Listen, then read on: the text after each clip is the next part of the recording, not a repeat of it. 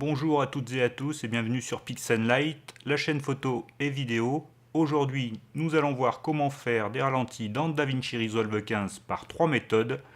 C'est une question qui m'a été posée par Titano et comme j'avais en projet de faire ça un de ces jours, et bien c'est maintenant, tout de suite, on va regarder ça. Alors d'abord on va voir comment tourner sa vidéo pour pouvoir faire un ralenti dans DaVinci Resolve 15 ou dans un autre logiciel. D'abord, il faut tourner sa vidéo à un nombre d'images par seconde supérieur au nombre d'images par seconde qu'on va mettre dans le logiciel de montage.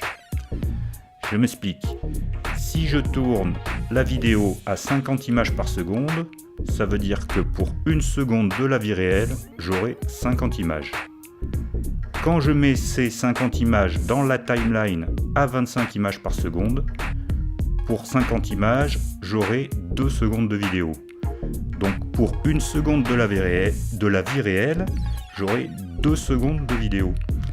C'est un ralenti. Si je tourne à 100 images par seconde, pour une seconde de vie réelle, j'aurai 4 secondes de vidéo. On va voir ça tout de suite, on va voir dans DaVinci Resolve comment on va manipuler les fichiers, comment on va pouvoir, par trois méthodes, comment on va pouvoir réaliser ces ralentis.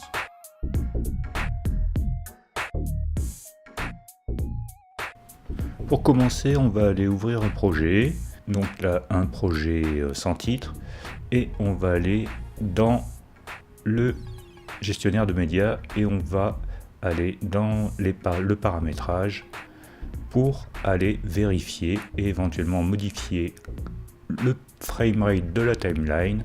Donc on va passer à 25 images secondes puisque c'est ce que j'utilise d'habitude et comme ça on va pouvoir intégrer des fichiers qui sont à 50 images secondes directement dans le gestionnaire de médias. Là, il nous demande si on veut changer la timeline, le framerate de la timeline. On va dire non, on l'a mis à 25, c'est pour l'avoir à 25. Ici, on voit nos deux fichiers qui sont effectivement à 50 images secondes.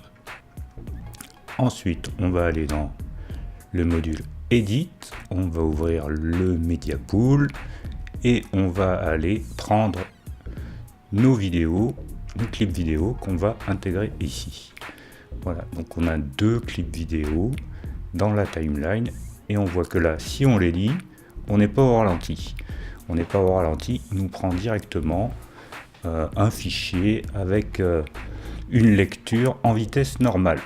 Pour commencer, on va déjà améliorer la couleur, donc on va aller prendre un power grade. On va aller prendre un power grade qui va nous améliorer un petit peu cette image qui est en C-Log, donc qui est pas très jolie.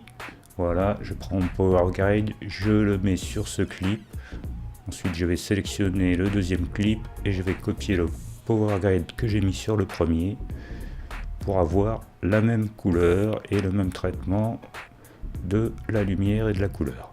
Je reviens dans mon module Edit. Voilà, j'ai réduit un peu pour avoir pas mes clips en entier. Là, je vous ai pas tout montré. Donc, je sélectionne un clip, je fais un clic droit et la première méthode, je vais faire Change Clip Speed. Et ici, j'ai la vitesse, elle est à 100%. Donc, pour 50 images secondes, je vais réduire à 50% pour passer à 25 images secondes en lecture et je vais cliquer sur Ripple Sequence pour qu'il m'allonge la durée de mon clip et qui me repousse le clip qui est à côté. Voilà, maintenant je suis au ralenti. Ensuite, si j'annule ça, je suis à vitesse normale et je vais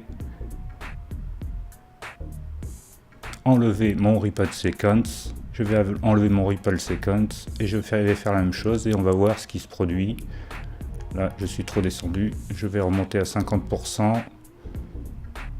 Je remonte à 50%. 50, voilà, 50. Je fais Change et je vois qu'il ne m'a pas modifié la durée de mon clip, donc il m'a coupé dedans.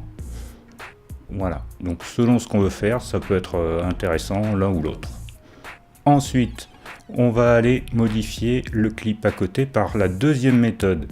Donc pareil, je sélectionne, je fais un clic droit et je vais faire Read Time Controls. Alors là on voit pas bien, mais il m'a créé un contrôle, donc je vais grossir un peu tout ça. Je vais me positionner dessus et si je clique ici sur le petit triangle, je vais pouvoir changer la vitesse. J'ai plusieurs vitesses proposées. Je vais mettre à 50 directement et comme ça je vais pouvoir avoir ma vitesse changée à 50. Voilà, il m'a allongé automatiquement le clip et je vois que je suis au ralenti sur ce clip là aussi. Voilà, donc on va annuler ça et on va aller faire la troisième méthode. Donc j'annule, hop, je reviens au début et là je vais aller modifier ce clip qui est à la vitesse normale, la vitesse de lecture maxi, et je vais faire Read Time Curve. Read Time Curve, ça va pouvoir me permettre de modifier finement par des courbes.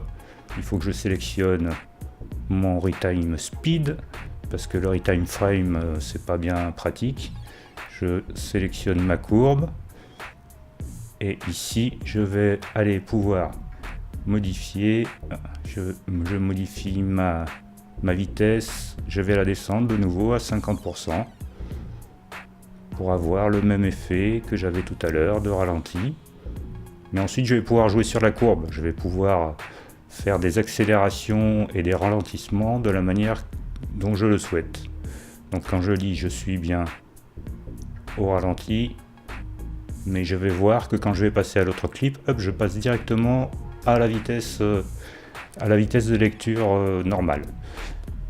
Donc ça me plaît pas trop, donc là je vais accélérer progressivement la fin du clip pour venir à la vitesse normale sur la fin du clip. Donc je crée un petit point de contrôle et je remonte jusqu'à 100%. Voilà, comme ça je vais avoir une transition avec mon clip suivant qui va être progressive. Ici je vais créer une courbe douce en sélectionnant mon point et en cliquant à côté. Je peux moduler cette courbe, la pente de cette courbe, en actionnant ces petites manettes. Comme ça je peux maîtriser ce que je fais exactement. Voilà, on va voir ce que ça donne. Je vais avoir une transition progressive entre la vitesse lente, la vitesse ralentie et la vitesse standard normale. Voilà, ça accélère, hop, et je passe au clip suivant. Alors bien sûr, avec cet outil, on peut aussi faire des accélérations, des montées intéressantes.